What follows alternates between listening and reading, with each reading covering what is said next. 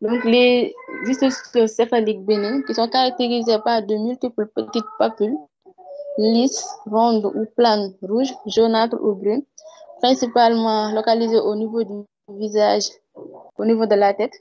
Les symptômes apparaissent en moyenne à l'âge de 15 mois et régressent en moyenne après une vingtaine de mois. La caractéristique histopathologique est une prolifération cutanée d'histiocytes avec des corps intracytoplasmiques en forme de vulvule, des vésicules enrobées et des structures de type desmosome. Les granules de Bulbeck sont absents dans cette forme clinique. Les histocytoses éruptives généralisées. On a une éruption asymptomatique de nombreuses papules, 50 à 1000, cutanées, éparses, fermes, mesurant chacune 3 à 10 mm, sont rouge foncé ou bleuâtres, en poussées successives, avec une distribution symétrique sur le visage, le tronc et la partie proximale des membres. Donc, atteint rarement les muqueuses. Les histocytoses éruptives généralisées. Donc, les symptômes sont présents pendant quelques années, puis on a une rémission spontanée. À l'histologie, on a la présence d'infiltrats histocytaires plutôt monomorphes, avec des noyaux pâles et mal définis. On a la présence de peu de chromatine et un cytoplasme abondant. Au niveau de la microscopie, on a une inclusion intracellulaire dense, lamellaire et irrégulière. Donc, parfois, inclusion vermiforme, mais toujours comme l'autre forme clinique, on n'a pas de granules de Bulbeck. Donc, pour le diagnostic, diapo.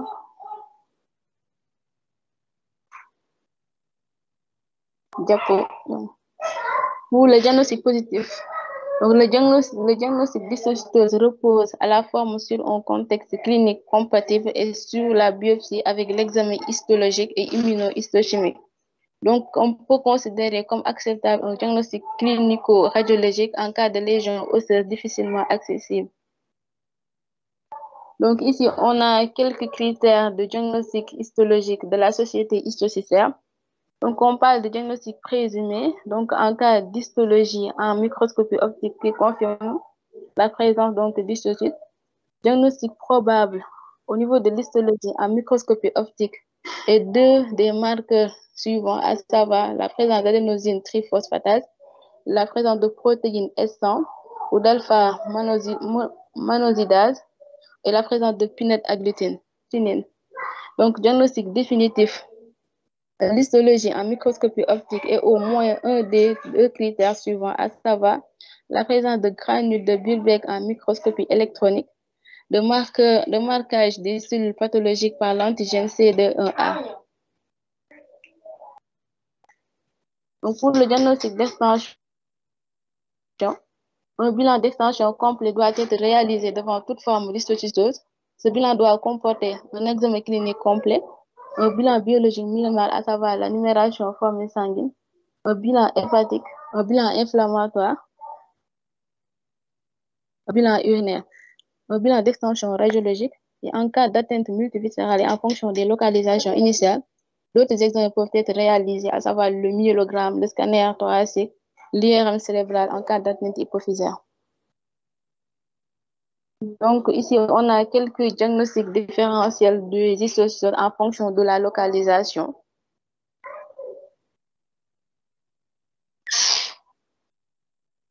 Diapo.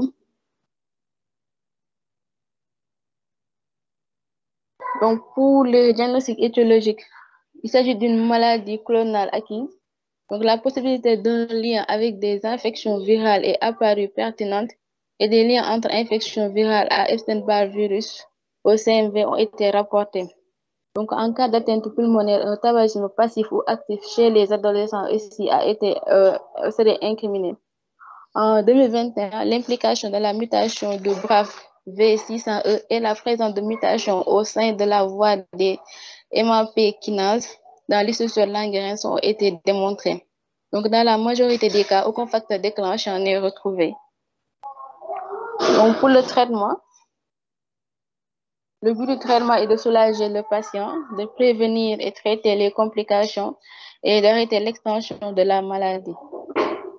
Donc, pour les moyens, on a les moyens symptomatiques, à savoir les antalgiques, avec le paracétamol, les anti-inflammatoires non stéroïdiens, les antibiotiques selon l'antibiogramme en cas de surinfection, les transfusions de produits sanguins en cas d'anémie, les antidiurétiques représentent le traitement palliatif dans le cadre du diabète insipide.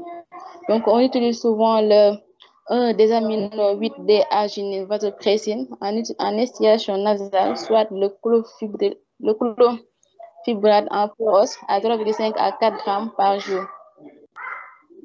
Pour les moyens locaux, on a la chirurgie, avec donc parfois le curetage des lésions osseuses, l'exérèse, drainage d'épanchement, la transplantation d'organes, orthopédique avec l'utilisation de plâtre, de corset en cas d'atteinte osseuse, la cariolysine, traitement local des atteintes cutanéo-muqueuses, donc on peut utiliser à raison de 10 mg de chlorméthine dans 150 ml d'eau sur toutes les lésions. Diapo. Donc, pour les moyens systémiques, on peut utiliser les corticoïdes avec la prédnisolone à raison de 2 à 3 mg kg. Les cytostatiques, le sulfate de 20 blastine, la mercaptopurine, l'étoposide à raison de 150 g par mètre carré de surface corporelle en intraveineuse pendant 2 à 5 jours. Donc, pour autres cytostatiques, on a la vincristine, le méthotrexate, la cytarabine, la cladribine, la lustatine, les immunosuppresseurs ou immunomodulateurs, à savoir l'interféron alpha, les anti-TNF, la cyclosporine, la thalidomide, comme monothérapie ou en association. L'immunothérapie avec les hormones thymiques en intramusculaire. On peut aussi faire une allogreffe de moelle osseuse. Donc, pour les indications, pour les formes unilatérales, les traitements sont discutés en fonction des différents organes atteints. En cas d'atteinte osseuse, il ne nécessite généralement aucun traitement, mais on peut faire une exérèse complète des lésions osseuses qui peut être indiquée si la lésion osseuse est de petit diamètre, inférieur à 2 cm, ou injection locale de corticoïdes en cas de douleur. Donc, on peut utiliser aussi un plâtre ou un corset. En cas d'atteinte cutanée isolée, le traitement local à la cariolysine, surtout si les signes cutanés sont importants et gênants sur le plan fonctionnel. En cas d'atteinte ORL, on a donc un traitement local par cariolysine, une chirurgie locale si cholestéatome secondaire, donc s'il existe un cholestéatome secondaire. Pour l'atteinte neurologique, on peut faire un traitement par association vincristine et araxitine. En cas d'atteinte endocrinienne, dans le cadre du diabète insipide, donc à ce jour, il est peu vraisemblable qu'un traitement conventionnel réduise le risque de diabète insipide en cas de surcharge languérentienne. En cas d'atteinte hépatique, on peut faire une greffe hépatique. Donc pour l'atteinte pulmonaire, le pneumothorax est traité par les techniques classiques telles que le drainage et la pleurodèse. On peut faire aussi une greffe de poumon en cas d'atteinte sévère. Donc, pour les formes multiviscérales, en première ligne, les indications de traitement systémique. Donc, toutes les atteintes d'organes dits à risque, c'est-à-dire atteintes du foie, de la rate et du système hématopoïétique. Pour les autres organes, toute atteinte entraînant des conséquences fonctionnelles. Donc, les molécules utilisées sont le sulfate de 20